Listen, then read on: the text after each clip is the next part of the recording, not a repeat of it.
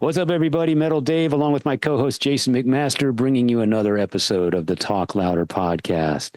Today, we are joined by guitarist frontman Ronnie Simmons of Ronnie Simmons and the Redback Spiders. He joins us all the way from his home in Australia, where it's about 10 o'clock in the morning. I don't even think he's had his second cup of coffee, but he was kind enough to join us, and we had a great conversation. He is the real deal. I mean, this guy, besides his own music, has played in Rose Tattoo, Faster Pussycat, and with Richie Ramone.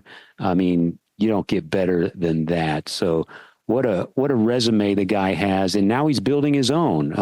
Quickly becoming a legend. Ronnie Simmons and the Redback Spiders, yeah. Just put out an EP called Bite Part 1. Actually, the EP doesn't come out until November 22nd, but there are two singles already out. You can check that out. They are called Little Misunderstood and Alone with You. And there's a couple of videos on YouTube for each of those songs.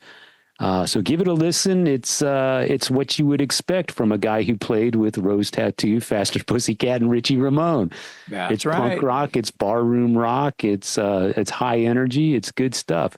And Jason suggested we get him on the show because he knew that what Ronnie was doing is right up my alley, and it definitely is. So if you know me and you know my taste, and you also like some of the same bands that I do, you're going to want to check out Ronnie Simmons and the Redback Spiders. Yeah, it's loud, it's fast, it's got a lot of hooks. There's not a whole lot to not like about it. I mean, it's rock and roll. Yeah.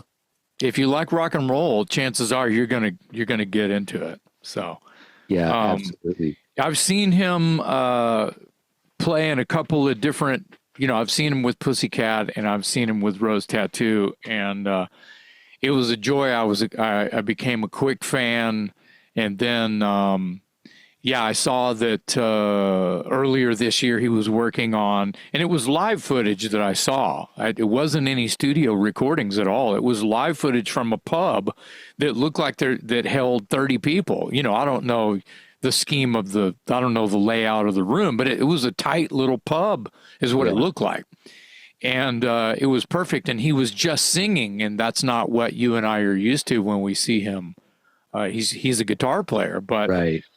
And the Redback Spiders, he's the front person. He's the main man. And I knew you were going to dig it. And I had to reach out a couple times to get the stars to align and get it on. But I'm glad that happened. We had him scheduled for a week ago or something, right? Yeah, we had him scheduled previous, and then I think he got the flu or something. Oh, shitty. We had to postpone for whatever reason. But you know what? Flexible. I'm glad that he just didn't write it off. That's happened to us a couple times with some people that we adore and we're looking forward to talking to.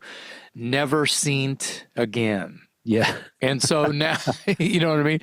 So thank God he came in and did this, and genuine and real. Loved it. Yeah. We talk a lot in the show about authenticity, and he would know it because he's played with some of the most genuine, authentic rockers ever, in Taime Downe and Angry Anderson and Richie Ramone. And it's nice to see that that's rubbing off on a younger generation, because Ronnie's much younger than me and Jason, but his heart is absolutely in the right place, and he's playing the kind of rock and roll that we all know and love. So makes your heart beat faster. Yes, exactly. Yeah. Exactly. And I just want to say, in the times that I've seen him, and I can count him on one hand. Let me just say, he gives like 1,000%. Like, you don't walk away going, he must not have been feeling very well today. I'll see him again tomorrow and see, if what my what I'm used to. No, it's bulldozer all the time. Yeah. So. Yeah. I've only seen him once, and that was with Faster Pussycat, and we talk about it in the show. It was here in Austin, Texas. It was an outdoor gig in the dead of summer. And if you know Texas in summer, it's about 110 degrees up on that stage. Yeah. And sweating like a bull, but still high energy and still delivering the goods. And it was a great show. He fit right in with Faster Pussycat. Oh my God, yeah. So he tells us a couple of stories about the time when I think him and the Pussycats started to realize he's one of us. Yeah. Yeah. So that's a really good story people are going to want to hear. Just real quick, I think, at the hot spot where you saw Pussycat, it was probably 110 degrees or whatever. In Australia, that would be Celsius, and it's only like, 45 Celsius. It doesn't sound as like scary, Yeah, I mean, I don't know Celsius, but it's a much lower number. It's like 50% less or something, but yeah. I don't know what it was. I don't know. Burning hot. But it was sweltering hot, but him and the Pussycats were giving it their all. So, hats off to him. Did Taime come out in shorts? Yes, he did. I knew it. Yes. They were like 3/4 length shorts. They weren't hot pants or anything. Yeah, right. Yeah. But yeah, he did. He came out in shorts, but the rest of them, he had the cowboy hat and the shades and the and the black leather vest or whatever. Sure. Definitely, he was dressed for comfort, but still looked the part. Of course. I mean, Taime always looks the part. Oh yeah, he's real. Yeah. Yeah. But anyway, we had a great conversation today, all the way from Australia. Ladies and gentlemen, Ronnie Simmons of Ronnie Simmons and the Redback Spiders today on the Talk Louder podcast.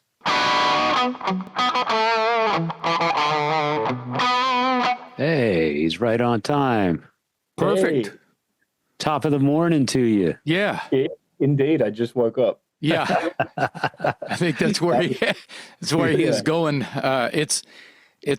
We are in last night and you are in the future. Yeah. Yeah. Yeah. I am coming to you live from the future. Yes, you are.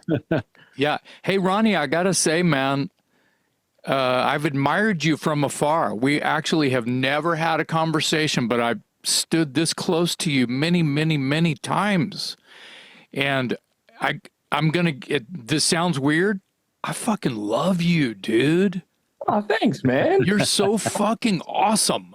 Oh, this is great to wake up to. Thanks, man. Yeah, good morning.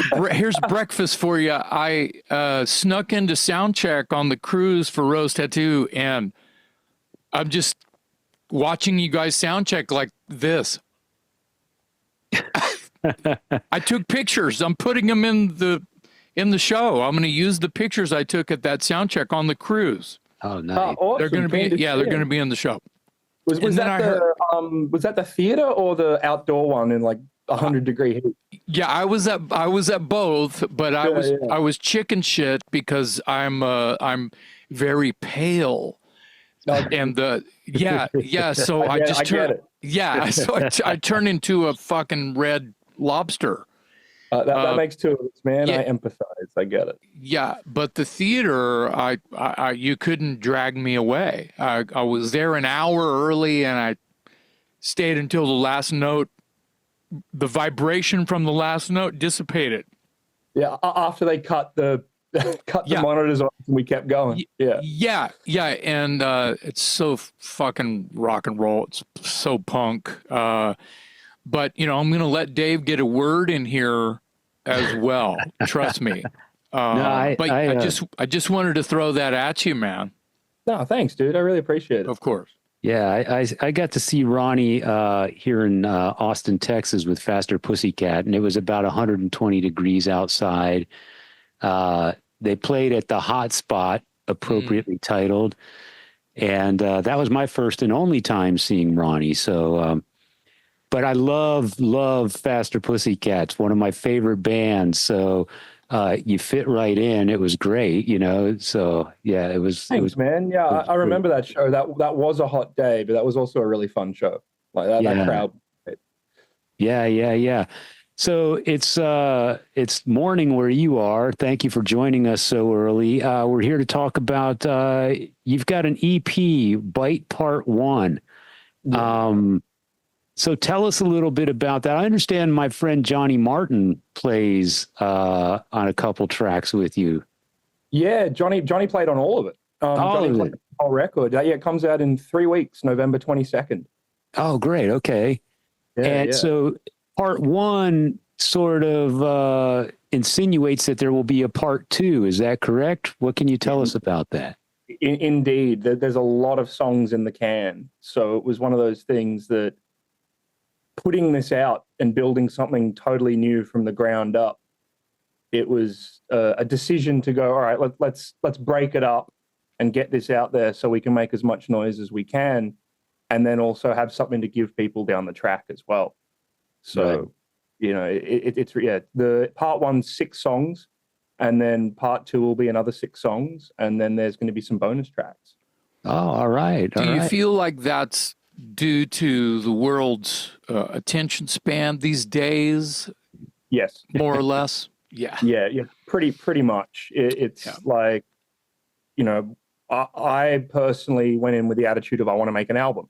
And then come time to put it out, once something's out there in the world, it's out. So this was kind of a way of going, we can get it out there and get people's attention when it is so hard to grab it, and, build something to deliver to people over a period of time. But at the end of the rainbow, the pot of gold will be a final full LP. So, good. Nice. Yeah. So is it physical now as well as digital, or just digital? It's just digital at this point, okay. But I definitely 100% want something physical, so that's in the works. And to be clear, this is Redback Spiders.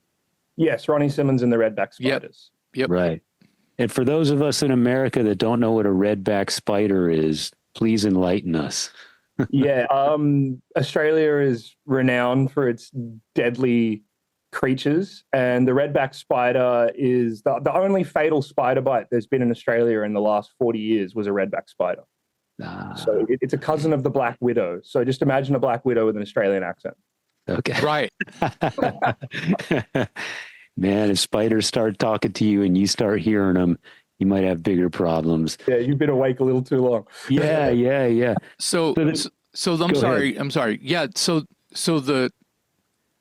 somebody in one of my feeds on my socials, it was either algorithm or they knew that I was a fan, and they shared some live footage of you fronting the Spiders, if you will. Yeah. And I saw that, and I immediately tried to copy the link and send it to Dave, because it's right up his alley. The stuff you're doing, that's sort of like gang vocal, oi punk mixed with sleazy, loud, 4 on the floor. All of it is, just is speaking my buddy Dave here. And I was trying to send him stuff, and neither of us are tech savvy at all. So he's going, the link takes me nowhere. What the fuck? I go, well, when I click on it, I'm fucking rocking out. I don't know what your problem is. So we went around and around and around. Fast forward, we're here talking about it. But do you feel that stuff is just influenced by the rock music that you fell in love with when you were young, and it's just coming out as like a solo? I know it sounds like you're making it a band, but it's your songs that you're writing. It's kind of a solo project, but do you write? Do you collaborate when you write stuff? Yeah, it started as a solo project. Like, I wrote everything. Okay. I produced it. I played all the guitar and sang on it. Johnny Martin played the bass. Richie Ramone played the drums. I had like Slim Tender and Scott Chirilla do some backing vocals. Nice. As well as a few other, like Frankie Clark appears on one of the songs. But when I got back to Australia to do the Tats gig, I wanted to play these songs live as well. So it's one of those things in the process of building, the concept from the ground up and getting the solo record out there. Part of the reason I love this music is it's played by a band. So that was a decision to go, all right, well, how can I deliver these songs live? Like, at first I was like, I'm just going to call it Ronnie Simmons, but, I'd built a band to play with it. So I figured, come up with a concept for the band, the Redback Spiders. And because I wanted something that, shows that I'm Australian originally, but still sounds, rock and roll and tough. And, you know, there's a saying in Australia that's, you know, we're not here to fuck spiders. And oh my God, I say that shit all the time. And I had a boss. I work for a company, School of Rock, music teacher. And I did the same thing in Australia. Oh, nice. Well, our manager for about 7 years, she's gone now, is Australian, and she said, "Hey, when you meet Angry on the ship, you should just walk up to her and go, so you're here to fuck spiders." That's brilliant. So I've been saying that shit all the time. It just basically means not here to fuck around. Exactly. It just means like we mean business. And you know, I say that a lot. And I said that I was like, you know, I want something that shows the world that I'm not here to fuck spiders. And then kind of paused and went, Redback Spiders. And then I checked it out. I'm like, it hasn't been taken. So that's kind of it. It's, you know, whilst I've written everything that's on the record myself, and that's how it started with me going, I've played for all these legends that I love and adore, like Faster Pussycat, Richie Ramone, and now Rose Tattoo. Yeah. But, you know, I kind of wanted to go, I can do this. And I'd been writing songs the whole time that accumulated. And I had this attitude of, well, it's kind of now or never. Like, I want to get this down and get something out there into the world before more time flies by. And that's where the Redback Spiders came from, was, you know, if I'm going to be out there gigging it live with a band, I wanted to, you know, put something together that shows, no, there's a band behind me. This is, you know, this is still as old school rock and roll as I can keep it. Yeah. Because that's what I love. That, you know, that's why I started doing this, is because that's what I dig. So I think I just learned something. You recorded this stuff with your friends in Los Angeles before you went back to join the Tats for real? Yeah, that's how it happened. Okay. Like, you know, at the start of 2022, like around the time I joined Pussycat, I had all these songs done, and I basically produced the whole record myself on my laptop as demos. Like, they were very, very fleshed out and done. And in between my schedule of touring with Pussycat and Richie Ramone, I found a pocket of time, and I went into One More Time recording in Van Nuys. My buddy Clay Davies, that's in Bullets and Octane now, but we used to be in Future Villains together in 2015. I was like, you know, I got a record. He goes, let's do it. And, you know, hit up Johnny Martin. He's like, I'd love to play bass on it, man. So it was, and Richie Ramone to play drums. And that's how it kind of came together. But in amongst just flat out touring the world, I went in and got it down. And then the transition into Rose Tattoo happened. So I had this record done, and I'm like, well, how am I going to put it out? Like that, you know, one option would have been, I just put it online and it's a digital release under Ronnie Simmons. And I was like, no, fuck that. I want to play live. I want to get out there and actually do it. So that's how it kind of came to be where it is now. On the video for Little Misunderstood, you're known to most of us as a guitar player, but on the video for Little Misunderstood, you're not playing a guitar. You just got the mic stand and you're fronting the band.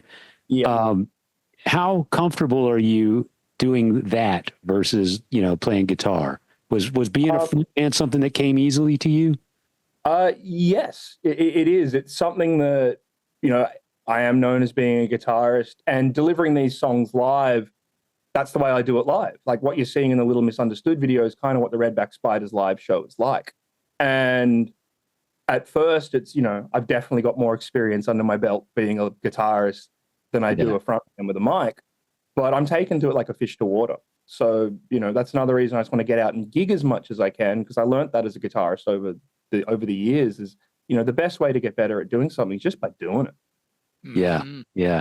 Well, you definitely have a Joey Ramone thing going on in that video. It's the black hair and the sunglasses and the way your stance with the mic stand, you got the one knee pushed forward. You definitely have a Joey Ramone thing going on. Yeah. If Ronnie's a thief, he's stealing the right shit. So. He's stealing all the best stuff. Yeah. Appropriating. Yes, that's right. That sounds more sophisticated. You're well invested to the things that fit in your pocket, correct? Yeah. I'm just doing the shit that got me hard when I first started. Like, you know, that's kind of what I mentioned a minute ago. I was going, it sounds to me like you're really wearing your heart on your sleeve and there's no other way to do it. And this is really who Ronnie Simmons is. That's it. And that was how the record started as well. Like there's a couple of songs on there. I've played them to friends and just kind of just gauging people close to me. Like, what do you think of this? And one bit of feedback from a lot of people is like either, wow, this is really you. And I'm like, well, Yeah. thank you. And the other one is like, this is really like, some of it's really personal. I'm like, well, I don't want to do something that's phony. Like, I don't want to get up and be a character. I wanted to do something that's authentic. And yeah, I am wearing my heart on my sleeve 100%. And just because that's why I started doing this, was like, I wanted to express myself. Yeah. What was it initially when you were a young kid? What got you hooked on rock and roll? Was it an album? Was it a concert? Was it something you saw on TV? What was the one moment where you said, that's what I Marty want to do? McFly. What's that? Marty McFly doing Johnny B. Good in Back to the Future. I was a real little kid, and I went, wow, that's what I want to do. And then after that, you know, picking up a guitar and, you know, learning the basics, I was exposed to like classic AC/DC and Kiss were kind of the two that, like, that was the first two bolts of lightning that hit me. And then digging deeper came in Rose Tattoo, the Ramones, the Sex Pistols, Faster Pussycat, you know, all those bands. And I just became obsessed. Like, I was, you know, it's so like every cliche biography. I was the weird kid in school. Like, I wasn't playing sports. I was under a tree with a guitar by myself. All that kind of stuff. Like, you know, music was my best friend. And sounds familiar. yeah. Yeah. Yeah.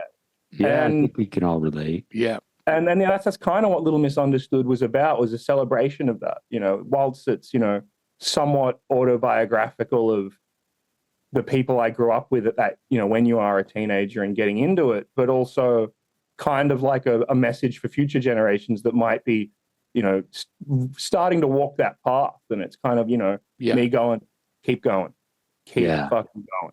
Yeah. What was your first impression of LA when you got there the first time? That had to be, was it culture shock of any sort, or not really? Yeah, yes and no. Like, it was, I loved it. Like, first and foremost, I got there and I was just like, I love it.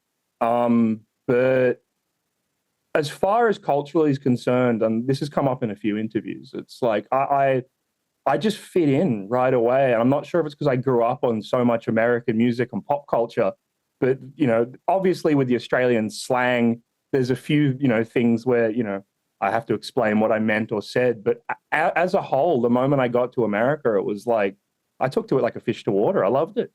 Yeah. Yeah.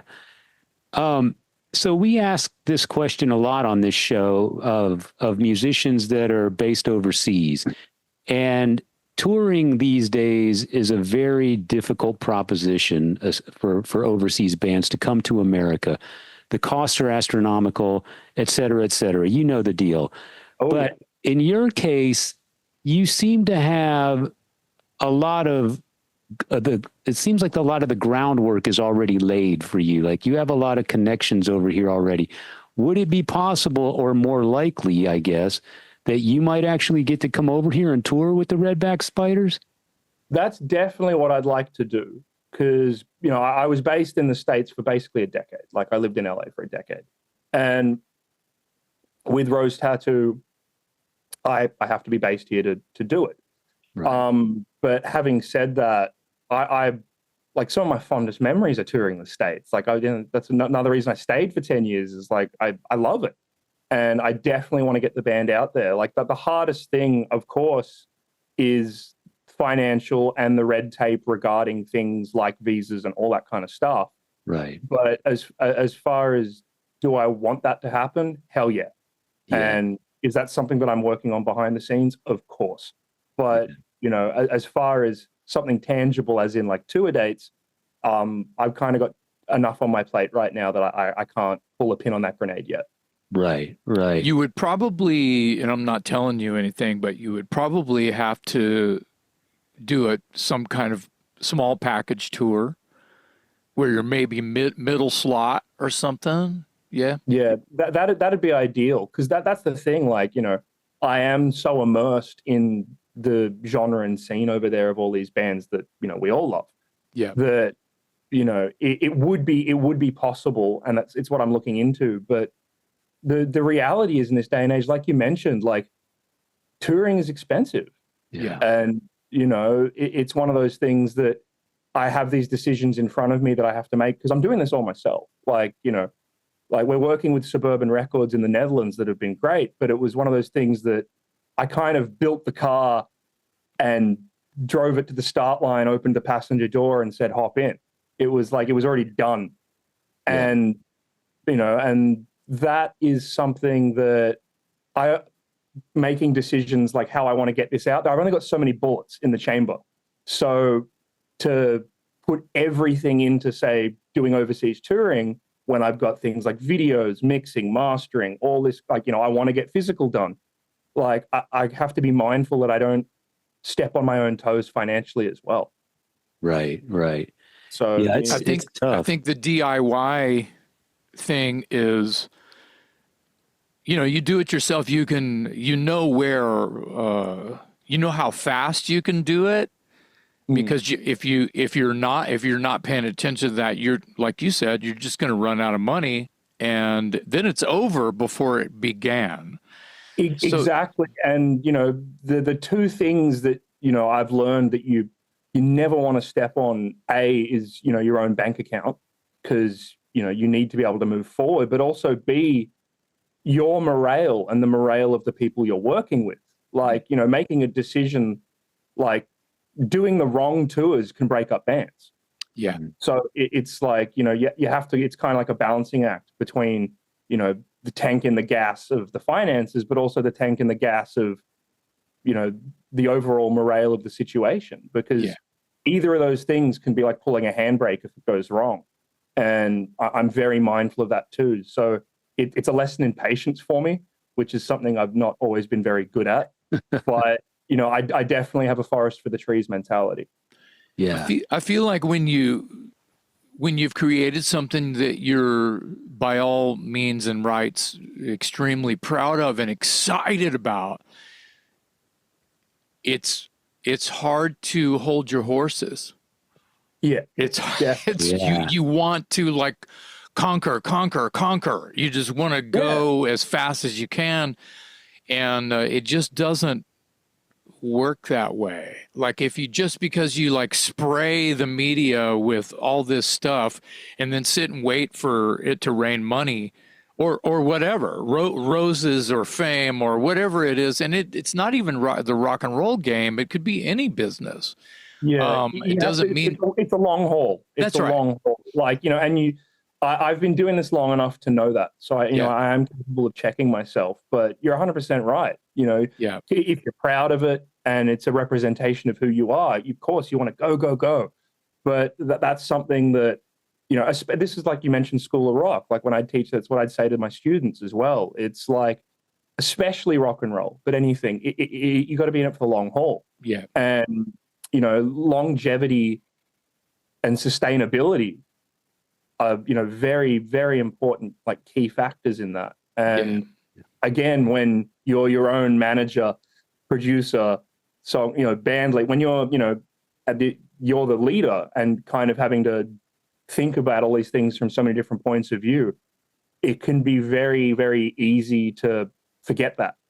And so, thank you for reminding me that this morning, because 100%, Well, what you've spent a lot of time in close quarters with some amazing people: Angry Anderson, Taime, Downe, Richie Ramone. What have you learned from each of those people? Good question. As far as not only just conducting business, but personality wise or career wise. Surely those guys all have some words of wisdom. They've been at it a long time and they're all well respected. What do you as a young guy take away from those veterans? The two most important words to me regarding rock and roll are authenticity and legacy. Mm-hmm. Like, is what you're doing, you? Because I think, that's what makes people like Taime and Angry and Richie, the legends that they are, is they are so authentic. Like, they're not trying to sell you some shtick. They are who they are unashamedly. And also regarding legacy, it's like, it's kind of not most positive way to look at it. But, you know, if I was to hypothetically get hit by a car and die tomorrow, what am I going to be remembered by? And is it something that I'm going to be proud of? And that's really, really important to me. It's like, you know, what representation of myself am I putting out into the world? And it is going to be there hypothetically if I'm not. And that's really, really important. And that's something that I try to factor into all my decision making. It's like, you know, am I going to look back on this in, say, 10 years and still be proud of it then as I am today? And again, being authentic. Like I genuinely believe that people can tell if you're not being real. It's like, you know, it's similar to the hip hop world. If you're not being OG, it's like, you know, you got to be true to yourself, and that's something I've definitely taken from working with all of them, and that I admire about them is, you know, their ability to deliver something that is so cool, but also is genuine. Yeah, that's well said. I've said for the longest time, Taime Downe is one of my favorite singers and characters in all of rock and roll. And it's not only because of that voice that's so unique and so genuine, but you just nailed it. I think the reason I like him so much is he really does walk that walk. I mean, he's 100% just genuine, as you say. And I think that's part of the reason that I find him so appealing. He's to me like the ultimate rock star. Totally. Yeah. And that is very inspiring. And when I say these things as in like, you know, it's not, you know, coming from a contrived analytical place. It's more a matter of like, you know, you know in your gut and your nutsack that if there's something that's going on that you're not comfortable with, that's a sign. And don't ignore that kind of feeling. Yeah. How did you get the phone call to audition for Faster Pussycat or to ultimately join the band? That's a good one. It was around 2021. Danny hit me up to play with the Throbs at the Rainbow. Oh, cool. And I love the Throbs, and you know, me and Ronnie have become good mates too. And so I did the gig, and around that time was the same time that Christian had left the group. Right. So it was pretty much, do you want to do it? And I was just like, hell yeah. No audition. They pretty much just offered you handpicked. Yeah. Wow. How about Rose Tattoo? How did that? I mean, obviously there's an Australian connection, but you're a lot younger than those guys. So how did that connection come to be? Very similar story. I was out right off with the gig. I've known Angry a long time. Like I started gigging in the pubs of Australia when I was 15 years old. And by the time I got to the States, I'd already, you know, had my own bands, and been in bands touring and toured with Angry before. So we knew each other. And the last gig I actually did in Australia before I moved to LA was my actual audition for Rose Tattoo. I got up in Sydney in 2013, sold out show, no rehearsal. Can you play these songs? And I got up and nailed it. And I didn't realize that was my audition for the group. I thought it was just, you know, being invited to play with the guys. And then a series of events happened where the band got put on a brief hiatus in 2014. So the attitude was, go to the States, do your thing, we'll let you know.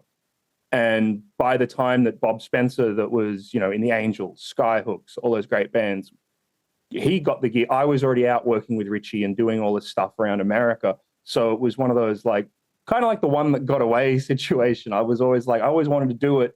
And it nearly happened in 2013. And for whatever reason, it didn't. So once Bob left the group, I got the call, and it was just, can you do it? And I happened to be already on my way to Australia with Pussycat on the Glam Fest tour with like Wednesday 13 and Chip and all those guys. Right. And the tour, the Rose Tattoo Assault and Battery tour, literally started like 2 or 3 days after the Pussycat one ended. So whilst like Danny and Taime and everyone was checking out Sydney, and I was doing my best to, you know, like be a bit of a tour guide and hang out, I went straight into a rehearsal room for 2 days straight, did Rose Tattoo, and then bang, was on the road around Australia with them. Wow. And that, and that wasn't like a, I didn't know I was going to be made a permanent band member at that point in time. I just thought it was a gig, and having been on the road with Richie and Faster Pussycat pretty much every night up until then, I was just in work mode, just like bang, bang, bang, just firing on all cylinders. And then was, oh, cool, another gig, bang, went on to it. And then through that tour, Angry goes, I want to keep you. And I went, all right. He goes, but you're a Ramone and you're a Pussycat and you're all these things. Like, would you do it? And I had to have a long think about it. And there was, like I said, there was another couple of factors that brought me back here. But it was an easy decision to make because I love Rose Tattoo. Like, those songs are the soundtrack to my life. Like, especially being Aussie born, they're a big part of our culture as well as the world's and rock and roll. Yeah. But it wasn't easy in the sense knowing that I, would have to step aside in Pussycat. Like, I did have to give it a lot of thought, and I had a long chat with Taime on the phone, and everyone's still cool, and the future's unwritten. Like, there's only one of me. I can only be in one place at one time. Yeah. I wanted to ask, speaking of the tats, and you've kind of confessed already, but when you got into, early AC/DC and early Kiss, and then you realized Rose Tattoo is living down the street, and you heard that for the first time, kind of a thing, and who was it that was bringing these, even the old Kiss and the old AC/DC stuff? Was it a brother, your parents, an uncle, or a friend at school, or what? No, I kind of self-discovered it. Like, wow. I was a real loner. Like, I was like I said, I was the weird kid at school that people used to fucking peg apples and shit out in the playground. Mm-hmm. And like, I can't actually recall exactly how I stumbled across it, but somehow I found it. And what actually got me into Rose Tattoo is there's a documentary that came out in Australia called Long Way to the Top: Stories of Australian Rock and Roll. Wow. And the ABC put that out in 2002. And a close friend's stepfather knew I was obsessed with this music, and he went, you got to watch this, because it had just come on TV. And that's the first time I heard Bad Boy for Love and saw the video, and hearing Angry talk in it. He said about how he got into the music, and it's like, well, these bands I adored, like Lobby Lloyd and Billy Thorpe, you'd hang around them because you'd want it to rub off on you, because you have this feeling in your sack that, well, that's me. And, and that's what, and I took it as gospel advice. So when I was in the vicinity of him, I basically took what he did and I just kind of politely harassed people at that age. I just didn't go away. And eventually, and I to any other younger kids out there that might be watching it, when it's like, you are that passionate and, I can play. And people are like, yeah, sure you can. Hang in there. Because eventually, I was in an environment where people did hear me and they were like, fuck, this kid can play. And that's kind of how it started. But yeah. And there's another documentary that's worth checking out, came out in 2015. It's called Blood and Thunder. It's actually what inspired the name for my signature distortion pedal. It's the story of Albert's Records. And Angry's in it, Mark Evans is in it. It's all about, Rose Tattoo, AC/DC, George Young and Harry Vander. Yeah. Like that whole, like how Albert's Records was kind of like our version of Motown, really. Like this kind of, we call it, bogan Motown. Yeah. I would look for those slogans and those logos, the Albert Productions. I would look for those on records. Yeah. I was looking for more Aussie rock just in the record store when I'm doing a haul. And it was, it was just those records. So I knew it was a small club kind of a thing. It was like a family kind of thing. And they talk about that. It's like, that's something I wish I could have been around for and could have been a part of. Oh, yeah. As well as because their headquarters and main recording studio was in King Street in Sydney, which was, where I grew up. Wow. But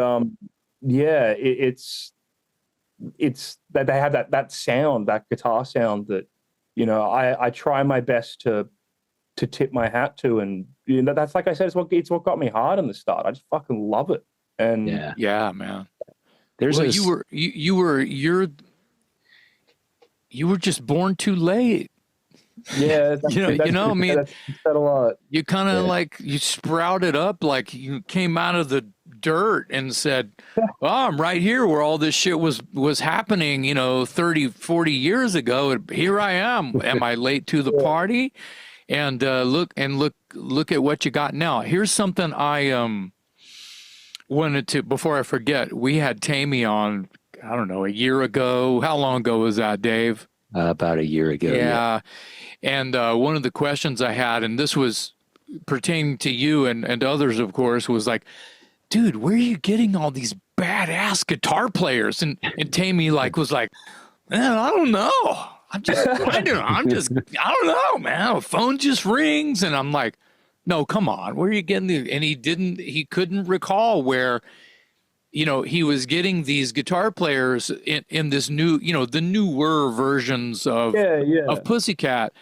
And I said, they're falling in your lap. And it's not like this giant club with this revolving door of people that Taime has had. Not really. But he didn't really have an answer. I was just like, maybe it's magnetism. You're just, it's a style of music that you're creating that's attracting these guitar players, and whether it's by name crawling up your arm, somebody taps you on the shoulder and we need to get this guy, whether it would have been Chad or whoever that said that, falling in his lap. And it's just impressive. I mean, some bands struggle and they just take their best friend, which is usually not a good choice. Well, I remember you asking Taime that question, and he might not have been able to remember, but he definitely didn't disagree. He counted himself very lucky to have, come across the guitar players he's had. Oh, 100%. Like working with Sam Bam, far out, that was fun. Like, that guy is such a good guitarist and performer. Unreal. Yeah.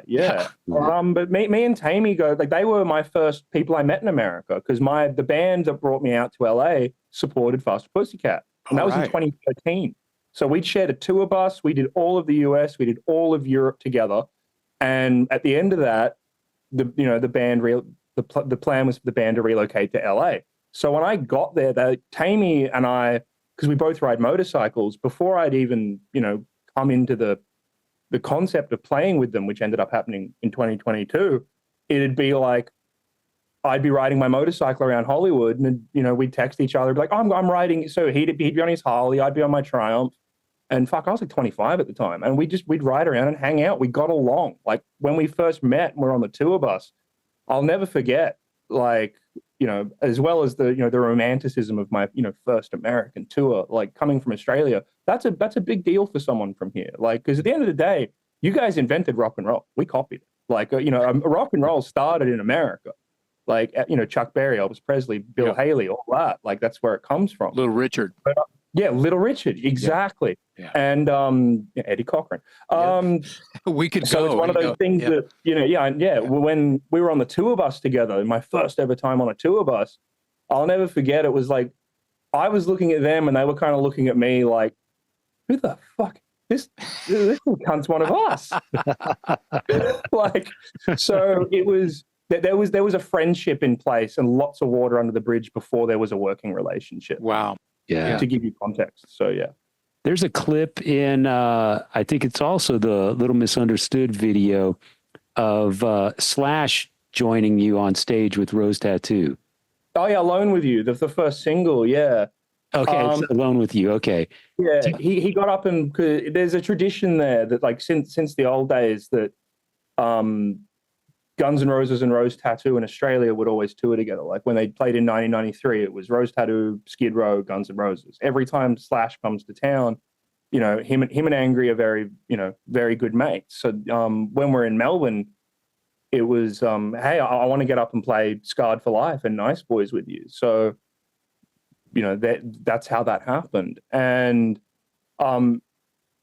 it was really, really cool. But when I was putting that video together, because I'm a total tourist on tour, before people were even uploading Instagram stories and those videos. I was kind of just filming everything anyway, just because, you know, it's like, oh, I'm in Detroit. I've never been here before. Oh, fuck, that's Cobo Hall. Oh my God, wow. Like all that kind of stuff. Yeah. And when it came time to do this video, the director, Gene Alberts, a good mate of mine, he's like, it'd be really, really cool to give some context to the lyrics because you've written it about this lifestyle that you've kind of been living over there for the past decade. And I was like, I got a hard drive full of shit. And he went, and I gave it to him and he was like, this is gold. Wow. Like you filmed all this. So that's kind of what it was. And the reason I did that was kind of a thank you to people like Taime, Richie Ramone, and then Slash by playing with us. I wanted to give context to the lyrics, but also recognize that I'm in the position I am now also because of them. And that's, you know, I'm proud of that. And watching that stuff makes me happy. Yeah. Yeah. I mean, as a rock guitar player, I mean, it doesn't get much cooler than to be on stage jamming with Slash. I mean, dude, where do you go from there? That's it meant a lot to me. And of course, you know, I'm not going to do something like that without anyone's permission. So like once the first cut of the video was done, I sent it to people like Taime, Richie, Slash, everyone that was in it went, hey, you cool with this? Do you mind me doing this? And Slash's response was, man, this is a cool song and you got a great fucking guitar sound, of course. And I was like, wow. Yeah. You know, that's a win. That's a good day right there. Yeah. Yeah. And of course I said, do you mind if I quote you on that? And he's like, no, go for it. So nice. You know a soundbite when you hear one. That's a good one. Yeah. Absolutely. What's your favorite Ramones album? Richie Ramone or otherwise? I know you got do live albums count? Because It's Alive, I genuinely believe is like punk rock or rock and roll perfection. Like when I was 14 years old, that album was my best friend. Like I think that's all I listened to every day for a whole fucking year. Wow. But of course, I love Animal Boy. Like Bonzo Goes to Bitburg, the drumming on that is just, you know, and the songwriter. That's you know, that's one of those, every time that song plays, no matter how many times I've heard it, I get goosebumps. Yeah. I love it all. It's you know, I love the first album. I love Rocket to Russia. I love Road to Ruin. I love Too Tough to Die. Like, you know, it's really, really hard. So if I had to pick one, like gun to my head, which album, I'd go with It's Alive. Yeah. But as far as studio albums are concerned, I'm probably going to say Animal Boy. Wow. That's a good one. Yeah. What's your favorite Tats song to play live? Scarred for Life. Wow. Without hesitation. Wow, that's a quick answer. Yeah, that's one of those. It's been really, really cool, you know, now being a band member and talking to Angry and getting an insight into, for example, the lyrics and where they came from for a lot of these songs. Because like I said, they're the soundtrack to my life. And the lyrics to Scarred for Life resonated with me because that's kind of how my journey went. Like, you know, like I got kicked out of high school. My first job was, you know, making robots on a factory line. I got my first tattoo when I was 16. You know, things like, So it's like that, you know, seeing yourself in those songs, like the power of that, and then to, you know, be up there playing it, it means a lot to me. But having said that, I love One of the Boys. I love Remedy. I love it. For me to be able to pick one song as in my absolute favorite, that's very hard. But as, you know, as far as if it was, you know, me representing myself or my inner, that's, you know, you hear yourself in a song and when you resonate with it and you go, oh my God, someone's made how I feel that I can't express rhyme. Scarred for Life. Scarred for Life. Yeah. Well, so it's extremely convenient and relative, like related to how you feel emotionally. Yeah. And that's for you to be able to play that with the cats that wrote it is cathartic. That's emotion. Yeah. That's raw nerve. Yeah. 100%. It can be overwhelming at times, but wow. Yeah. I wouldn't change it for the world. Like, you know, I probably sound like a broken record, but I can never express enough how grateful I am that I get to do this. Ronnie, that's like a romance though. You're up in it. It's like a something that you couldn't just, I'm quitting this. I'm going to make hats. Yeah. You know what I mean? It's a romantic, like emotional, I'm starting to get romantic about it myself. Emotion. No, by all means too. Yeah. It's like, emotionally, you're connected to it. Like not just by, I really like to play the song live. No, it's deeper. Yeah, exactly. And it's, you could say it was written in the stars and all those kind of analogies. But it's one of those things that I do 100% genuinely believe that that is why I'm here. I was born to this. I was put on this earth to play rock and roll and do what I'm doing. Yes. Yeah. So you just mentioned the story about Angry sort of enlightening you on the meaning behind the song and the inspiration for the lyrics, and that resonated with you.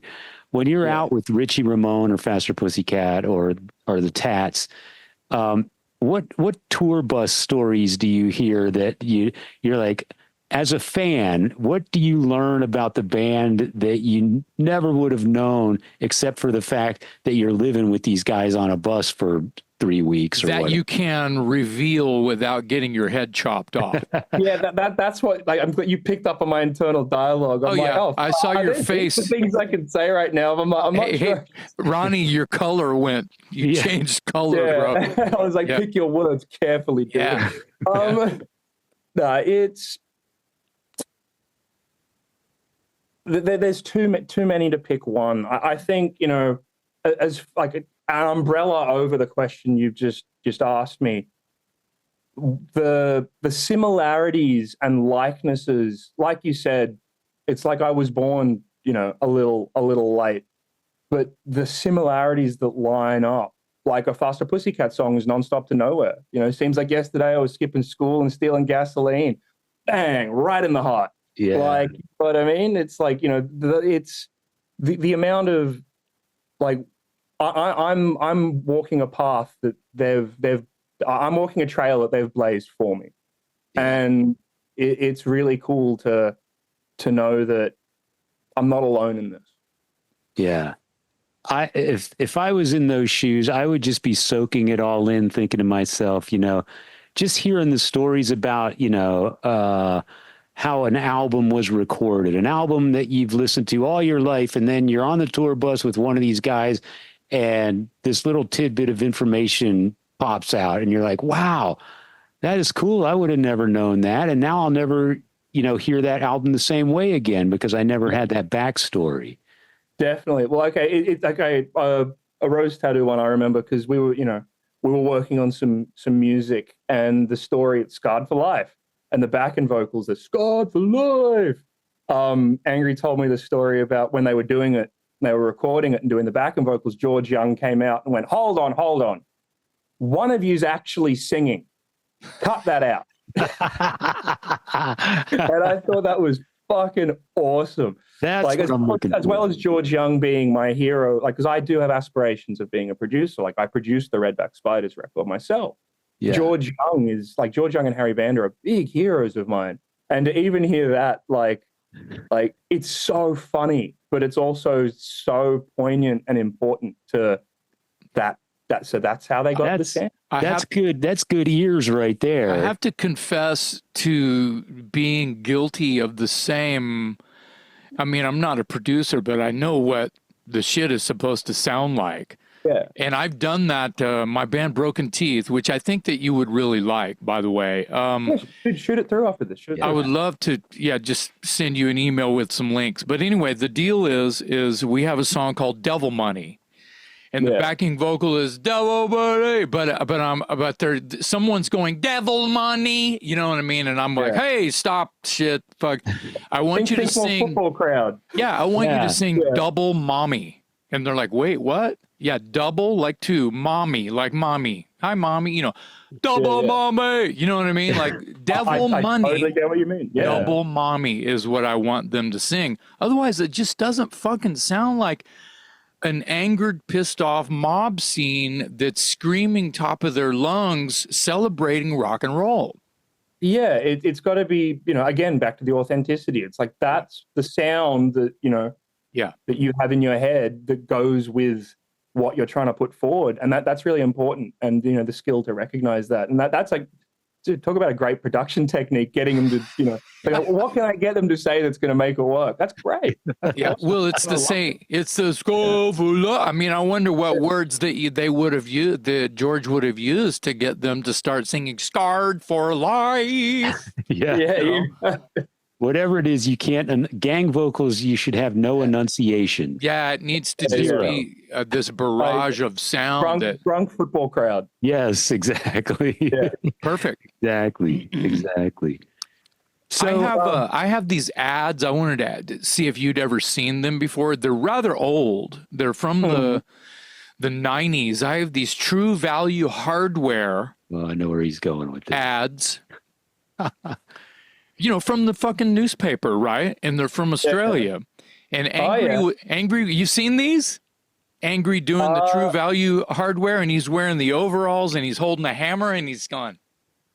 Yeah. I can't recall the exact one, but none of this surprises me. And I'm sure that, you know, there's because he was such a big part of Australian culture. Oh, yeah. Like, you know, there was a period there where he was on TV every day. A current affair, I think, right? He was doing TV. Yeah, and then there was a daytime TV show as well, and he worked, you know, with charities with a lot of sick kids. Like, he's a perpetual source of inspiration.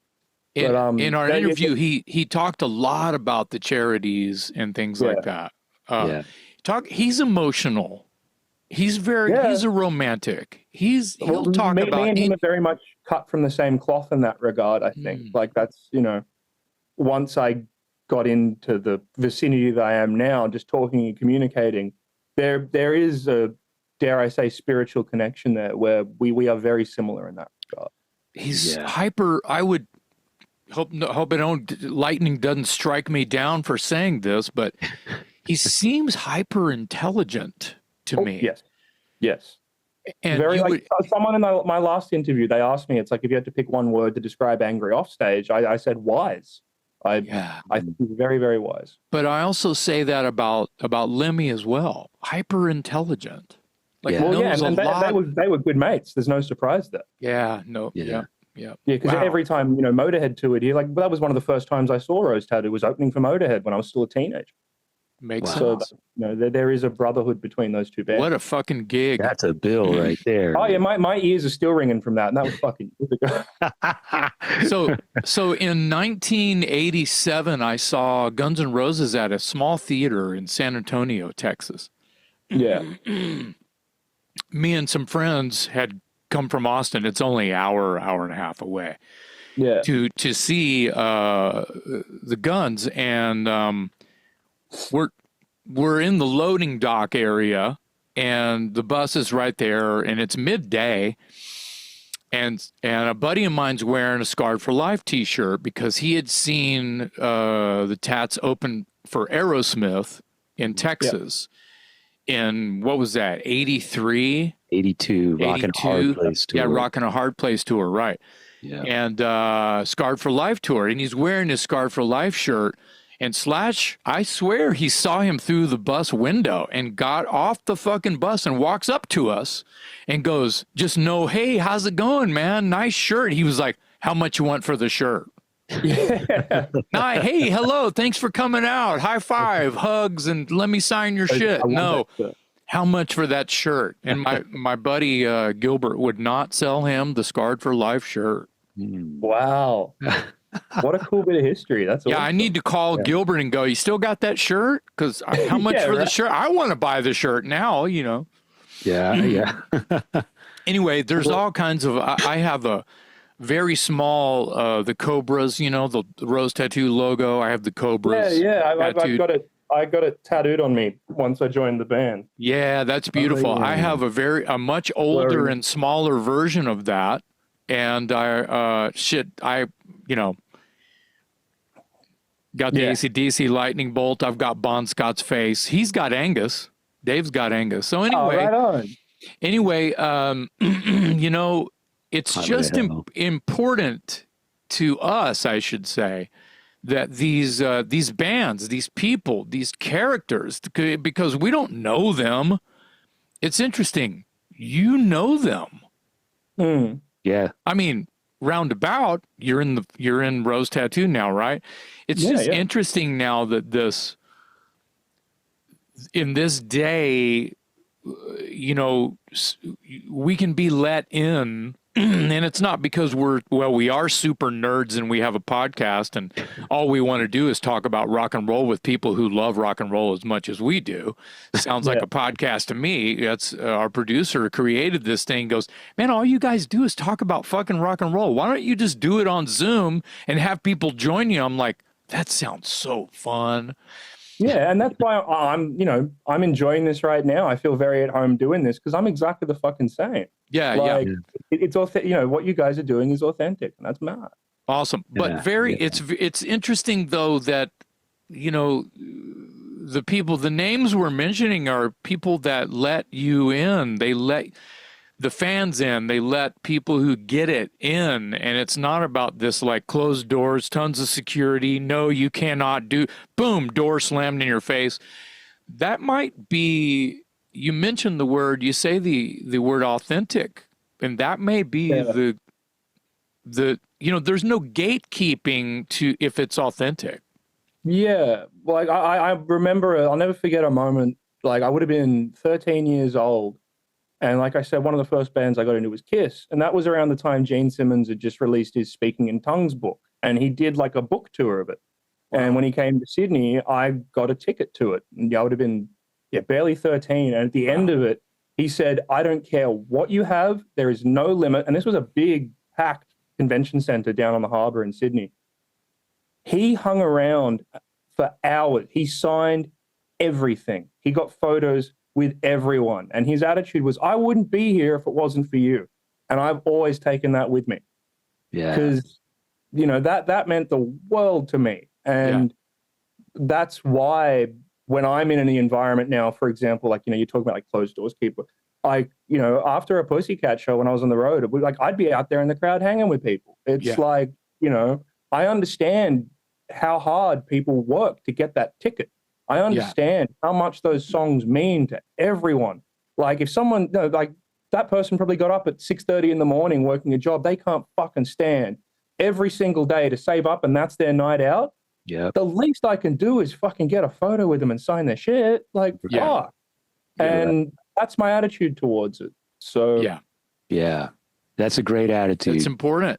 Yeah, those songs are important. I used to have an apartment that we called Smash Alley. Because it was party central. I lived there with one other guy, and there was, on any given night, there was 25 people in this apartment because it was just a nonstop party. And I called the apartment. It's legendary in San Antonio. They remember it.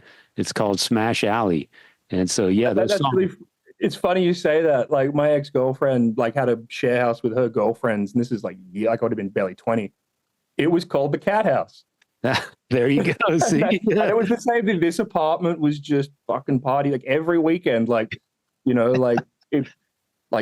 being called. And I think I went to the liquor store and nothing but a towel one night. It was all that kind of debauchery stuff. But it's the same thing, named after a Faster Pussycat song. Absolutely. These things become a part of our legacy in our lives. That's the power of rock and roll. And it's crazy that a 3-minute and 30-second song can define who you are as a person on the other side of the planet. Right. That's fucking cool. That's magic. Yeah, that's exactly it. It's fucking magic. What do you know about this, Ronnie? What is it? Buster Brown, with Phil Rudd on drums. And that was in Phil's band before, Phil went AC/DC and Angry started the Tats. I mean, the photo is just crazy as fuck. I've stared at that photo for hours. Oh, and of course, Geordie Leach on bass that was, then in the Tats. That's it. It's so rock and roll. And that was a time in Australia, the early 70s, I wasn't around. What I'm saying is retrospective, but, it's hard rock hadn't really become a thing yet. So that's the foundations of this genre, the because without the internet around then, you know, because people joke that Australia is a little bit behind America. It's like if there was ever a time in history where that was the case, it would have been back then. Like there's, you know, you can't jump on Facebook and check out what everyone's doing. You had, you know, So that's a really, really, you know, a time in history I wish I could have been present for, but I'm very grateful I get to hear stories about. Yeah, it's important to me that people realize that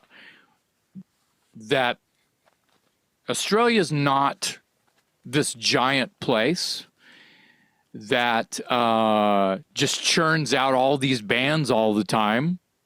Oh, it's hard. Like Angry told me about that when he was talking to Guns N' Roses when he first met them. Like when they apparently, like I'm telling someone else's story, so no, that's all right. That's all right. But it was the Aerosmith tour, and apparently Steve Tyler said to Angry, like, "Hey, there's these guys. They're really big fans of your band. They'd like to meet you and talk." And it was Guns N' Roses, and this was, you know, when they were still kind of glammy. And Angry told me, and I read the reason I'm telling this story, and I resonate with the comment. Like they were like, "Oh, we want to be like you," and Angry went, "It's gonna fucking alienate you, dude." Like, you know, like back in our country, it's like this is the way we are, and we like it, but it's not exactly socially accepted. Right. It's not a recipe for success.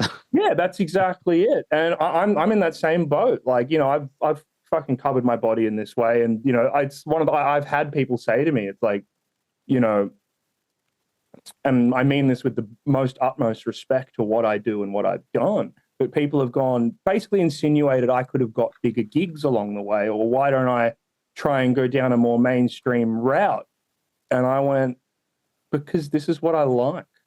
Yeah. End of story. Yeah. Like, you know, like I'm happy with who I play with, and I'm grateful I get to play music I actually like.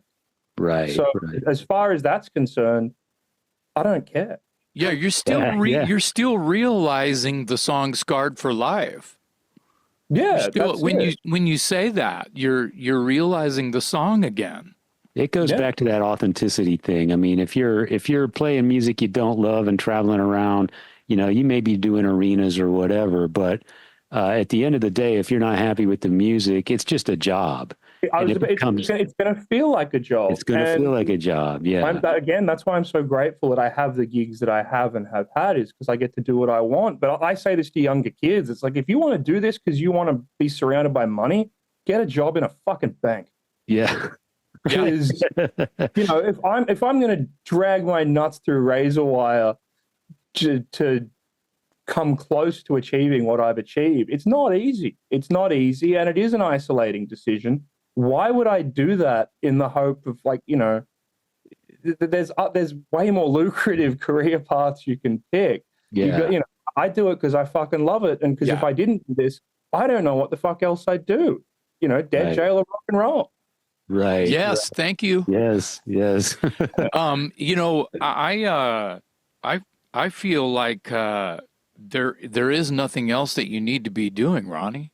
Oh, and thank you. And I feel the same way. So thank you for, you know, confirming that, because it's like that's like I said earlier. Like, I do genuinely 100% believe that's what I was put on this earth to do. Yeah. Well, no one's trying to unconvince you of that. Oh, I know, but it's like, you know, I'm just, you know, speaking from the heart. But if they were going to ask you, like, you know, why don't you, you know, the way that you look, why don't you do this so you can get more money for this gig and do that? And you're like, they've just built the wall. Those kind of people. They're just worn their heart on their sleeve. That's and right. Showing their hand. That's it right. Says a lot more about them than it does about. That's right. They're in it for the wrong reason. Yeah, exactly. Yeah. And, you know, and like you said, it's like, if your heart's not in something, no matter how razzle dazzle it is, it will turn into a job, and you'll mentally check out. I wrote a song a while back called "Rock and Roll Don't Pay," and it's about this conversation. I'd love to hear it. You want to make money. I think we did a demo, and I don't have it anymore, but the lyrics floating around here somewhere. But it's just, it doesn't say anything other than reasons why we're doing this, right? So it's like we're born to it. Yeah.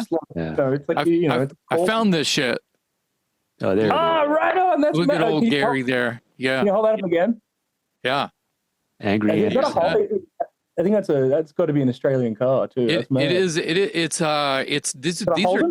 these are Tasmanian. The car. Yeah, that's an old Holden. It is a Holden. Yeah, it is a Holden. Yeah, man. This is Tasmanian True Value hardware stores, and there's more. Wait, there's more. So the story is I started pen paling with an Australian rock fan, and he said there he is, like got the wheelbarrow full of deals. Fucking great, man. And he sent me this. I was just like, oh, and I break this out and look at it quite often, actually. So, I mean, I've had this since the 90s. Check this out. Here he is ready to grill. I've been to many a barbecue at his house in Sydney, and that's a very, very, that's the real deal. Is he a good cook? Oh, fuck yeah. We both love eating meat. Like, there's more. He's just looking dapper there. Yeah, I'm ready. Yeah. I'm ready to do whatever. Yeah. Oh, I think there's more. He's in every spread. Here he is with the paintbrushes. I'm gonna keep going. Yeah, I haven't seen these before. Now I have to finish. Oh, this is going to be a great episode, Dave, Ronnie. This is going to be a great episode because we get to just like worship Angry a little bit and just talk about this shit. Yeah. He's everywhere. He's, there's a couple. Here he is with the Holden again. This might be my favorite one. Yeah, that's great. It's a beautiful car too. Yeah. Anyway, and that's I keep that in my Southern Stars. Ah, nice. Yeah, well, that's the tour we just did. We did the Southern Stars tour. Wow. So it was like playing that record pretty much in its entirety. This is an emotional record. He sounds like there's something else going on in his voice on this record. Oh yeah, songs like I Wish, like it's very, very, heartfelt. Something else going on it's not Magnum made. You know what I mean? Yeah, yeah. I have a couple things I want to hold up and just get your comment because you realize we could talk to you for fucking hours. Yeah. We're gonna have to let him go soon. What do you think? What do you think about that? Do you know that? Alex Harvey band. Oh yeah, definitely. And that's funny you bring that up because Angry told me a story about the one time that him and Bon Scott actually discussed both of their lyric writing styles. Because they get compared a lot. Yeah. Because they were kind of, those two voices at that time. But that he said, I'll never forget, we're at a bar talking about it, and Bon pulled out a cassette out of his denim vest and gave it to me. And it was the sensational Alex Harvey band. Wow. Alex Harvey. And it was like they both discussing how that was an influence on them. And the fact that he's like, do you just carry that around? Yeah. Yeah. He went home and made another mixtape for the next guy he wanted to turn onto. And this is the other one that I have. And this one looks like a Uriah Heep album cover or something. Yeah, that's cool. Tomorrow to Me. Anyway, I know that this band was a huge influence on people that I admire for their, rough and tumble lyric style and the storytelling. It's like straight poetry. Yeah, exactly right. I was going to say, just to generalize for people like Dylan or even like a Willie Nelson or Johnny Cash or, storytelling shit, which is. Yeah, and that's the same way I write because I like it. Like I've discussed this before. There's like, two kind of lyric schools. There's like I call it the hubcap diamond star halo kind of lyric writing, like, which I love, but I can't write like that. I come more from the, woke up, got out of bed, dragged a comb across my head. Right. That's, because that not only is the style, it's the style that speaks to me the most, like conversational lyric writing, but also that's what I'm stronger at doing. Like, I every time I've tried to write for example, hubcap diamond star halo style song, I just listen back to it and go, this is not for me. I admire people that can. That's not something that's in my wheelhouse. I dabble. Dave is familiar with my lyric writing and has even helped me pen a few, with giving me some titles and stuff. Make friends with a journalist. Every once in a while, they're going to say something good because they're wordsmiths, right? Yeah. So, but the literal sense of, woke up, walked down the street, bought a sandwich, the literal sense is something that I find a little bit dangerous, because you can just end up telling someone something they already know, like the sky is blue, right? Oh, definitely. But also in the same breath, it's like, that's kind of the fun and the challenge of itself. Like, simple doesn't mean stupid. Like, that's, where the power of entendre comes in. It's like, how can I say something that is that simple, but, it's like a slow burn. Like 5 minutes later, you're like, wait a minute, there's something under the surface if you scratch it. Like, that's something I personally get a real kick out of. Yeah, the twist. Yeah. Ronnie, we'll let you get on with your day. I know you probably haven't even had your second cup of coffee yet. No, I'm literally going to go make another cup of coffee now. Yeah. Good. Well, we appreciate you spending so much time with us. We're sorry we took it a little long, but we get together with guys like you, and it's so easy to talk. And you've been in 3 of the coolest bands. I mean, if I could write my own script, I'd be hard pressed to come up with a trifecta of bands. Faster Pussycat, Rose Tattoo, and Richie Ramone. I'd be a happy dude right there. So good on you, man, for all your success with those bands, and good on you for branching out and doing your own thing. We look forward to hearing more of Ronnie Simmons and the Redback Spiders. Bite Part 1 is coming out November 22nd, I believe you said? Yep, November 22nd, and Alone With You and Little Misunderstood are already out now. Yes, correct. You can look that up on YouTube. Check out the videos. It's good stuff. And we'll look forward to Bite Part 2 at some point in the future.